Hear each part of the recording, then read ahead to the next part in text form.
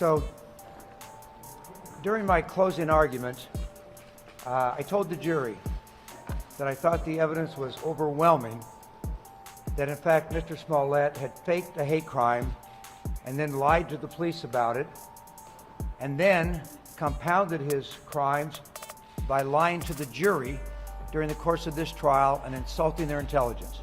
That's what I told the jury in my closing argument. With the resounding verdict we just received from this jury after one day of deliberations, in which they found Mr. Smollet guilty of virtually all charges of doing exactly what we said he did, of reporting a fake crime to the Chicago Police Department as a real crime. That verdict was a resounding message by the jury that in fact Mr. Smollet did exactly what we said he did. And what I think is important about this verdict is that a lot of you from Chicago know that it was a couple years ago when the court system came to me and wanted me to become special prosecutor because there was a feeling that things that had happened in the past, that there never was a public trial, and that this controversial events that occurred regarding Mr. Smollet and what he did to this city and what he did to the Chicago Police Department never had a chance to put it in front of a jury and let a jury decide, after hearing all the evidence, whether what Mr. Smollet was right or wrong, because it's very controversial. I agreed to do that because I felt it was also important for the Cook County judicial system to get a trial. Whether we won or lost the trial was not the issue.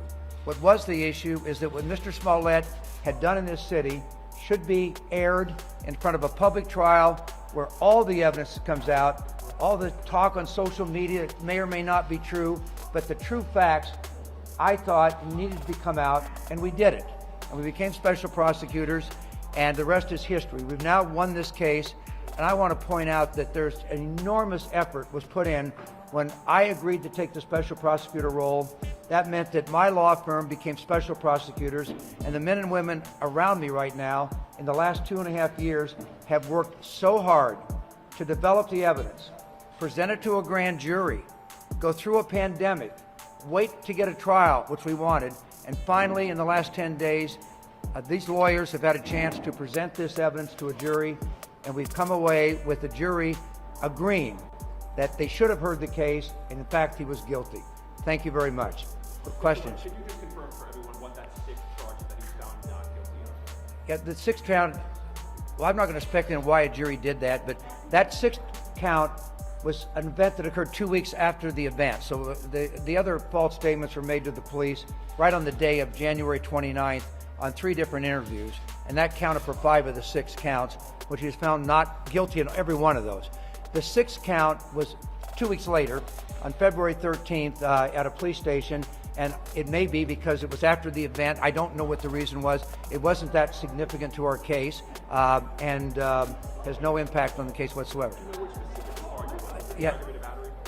It was, yeah, so the answer is yes, you're right. It was the aggravated battery, which means that there has to be a mask, and we charged that because the police officer testified that that's when Smollet told the police officer he was a mask. But whatever the reasons are, this jury, by the way, this jury worked so hard, and for Mr. Smollet to get up in front of them and lie for hours and hours and hours, that really compounded his misconduct. And quite frankly, when I saw that happen in the courtroom, at least for me, as a trial lawyer that spent my life in the courtroom, we don't expect defendants to do that. Defendants have a right to go to trial. Defendants have a right to argue that their case has not been proven beyond a reasonable doubt. But defendants do not have the right to go in front of a jury and lie under oath. Mr. Smollet would not have lost this case, as he did today, unless the jury found that he lied to them. And so that was something that I was very proud that this jury came to the conclusion that he's guilty, and the fact that he came up with a completely ridiculous story to explain his misconduct did not apparently have an impact on the jury's verdict. How does the perjury charge get handled at this point? Pardon me, I'm sorry? How do you handle that? That is perjury. How do you handle that at this point? Well, first of all, I don't know the answer to that question. I will say that over the years, if someone is convicted in a court of law by a jury, normally follow-up perjury charges do not normally occur. That's just the way it is. But I'm not going to predict what's going to happen here. We just got the verdict 30 minutes ago, and let's see what happens. Dan, in all honesty, any disappointment in not getting all 6?